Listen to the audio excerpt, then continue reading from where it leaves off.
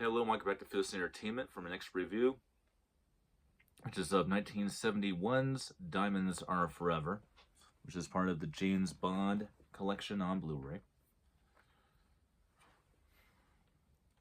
I'm going to talk about the plot of the film, the World's opinion of the film, my opinion of the film, talk about the Blu-ray quality of the film, and give the film a ranking.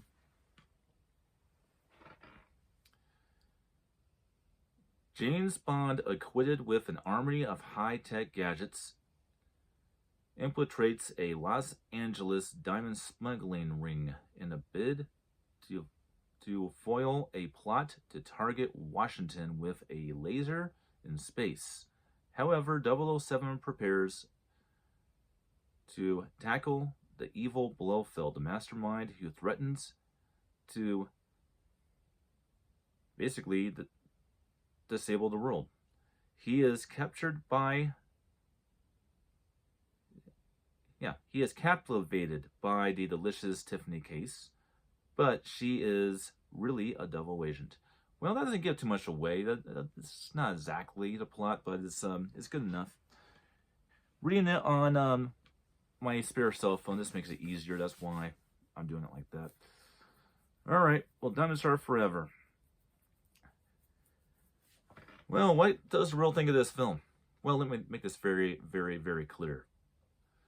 This film almost destroyed the James Bond franchise.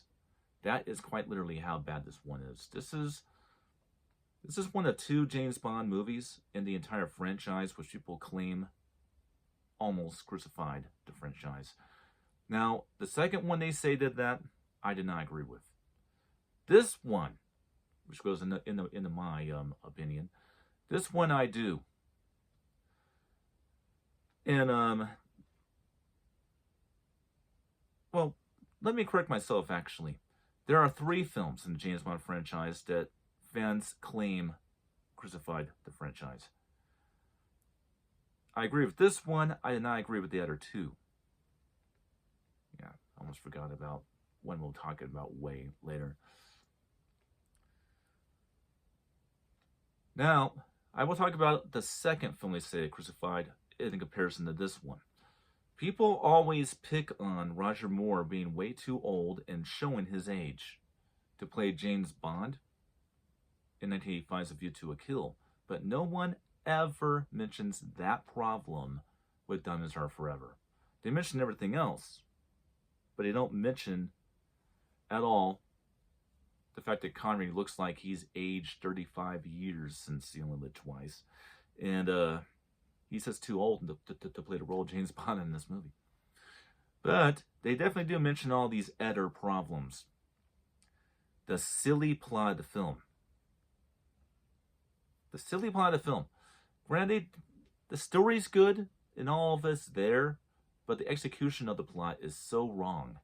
And it just doesn't feel like a James Bond movie. There's too much distractions in the film. There's too many silly characters. Like, for example, you had the brilliance of the 2 actors that played Blofeld in only the twice, with Donald Pleasance and I think his name's Terry Sadados or some name like that. He played him in On Her Majesty's Secret Service, that did an excellent job of playing a very threatening, very sinister version of Blofeld. It's kind of scary. You go from that, then you go to Rocky Horror Picture Show, Charles Gray with Diamonds Are Forever, and he plays Blofeld much like what people claim that Christoph Waltz plays Blofeld like, which I did not agree with, and that is a Warner Brothers Looney Tunes cartoon character. I get more of that feel with Charles Gray's version of Blofeld in Diamonds Are Forever. I mean, come on, the guy's doing drag, dressing up like a woman to lure in our Bond chick in the movie. You got this ridiculous plot, which is very smart, but also kind of ridiculous, of Blofeld convincing people to go ahead and get plastic surgery and pretend to be him so that he can put a a gag up to Bond, where Bond comes across them again, and in this movie it is revenge, because obviously they made the last 3 films out of order, and Bond didn't get his revenge at all, and only twice. And so we're supposed to think this is this revenge story, which brings to another fucking problem. But yeah, it's all part of some sort of gag, just to piss Bond off. By he shoots one blow, fell dead, and it's like, yeah, nice try, but that's not me. Type of gag. You got that going on, and then on top of that, you got the very annoying character of Willard White. Tiffany Case might as well be a blonde Bond chick, because she's very stupid, like a blonde chick would be, at least on that demographic. She kind of reminds me of Miss Goodnight in The Man with the Golden Gun, being blonde and dumb. Although I find myself liking Miss Goodnight a lot more than this character. And then, of course, you have the gay assassins,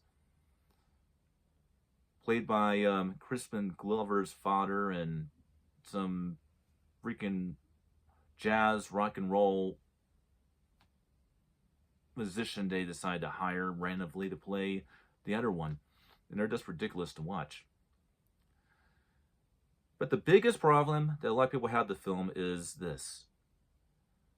If this is a follow-up to On Her Majesty's Secret Service, in which we have Bond actually cry while holding his dead wife, why do you make such a comedic, such a hokey, such a campy, with the comedy way over the top, the subtext way over the top, movie is a follow-up to it? About the only satisfaction we get from Sean Connery following up George Lazenby's James Bond in Our Majesty's Secret Service is the pre-title sequence of the movie. After that, he goes from being this dark, oh, I'm going to find you, Blofeld, and I'm going to kill you attitude, to being just this comedic, just over-the-top comedy version, parody, almost like parody of the character of James Bond when it comes to Diamonds Are Forever, and it's frustrating. It's very frustrating, considering, in fact, that you have Sean Connery playing James Bond, and he's supposedly the darkest actor to play James Bond at this point. Well, not in this movie, apparently. He lost his marbles before coming back to playing James Bond after 3 years off. Had to put a little comedy in there, too, you know. Now let's go ahead and talk about the quality of the Blu-ray. This doesn't have the vibrant colors that you had in On Her Majesty's Secret Service. It kind of goes back to the looks of the first 5 James Bond movies, where you have really good 4K imagery, but it has like more of that that modern looking picture in terms of colors and stuff like that. The DTS HDMA sound presentation is actually very good in this movie as well. Now, the ranking of the film. So, I'll still keep it, at least try to keep it under 9 minutes on this. Yes, even in a James Bond movie, you can get a film a low ranking. I am giving this movie probably more stars than the rest of the world would give the film. I will give Diamonds Are Forever 2.5 stars, which means that it's not a great movie, it's not a perfect movie, but it's a good movie. In fact, that you can actually watch it and get some fun out of it, even if it does frustrate you at times. So I'm going to give the film 2.5 stars, because I always try to give films at least a decent ranking and not completely trash them. Eventually, there will be a day that I do that. And that's what I got to say about Diamonds Are Forever, 1971. I hope you enjoyed, and I'll see you on the next one.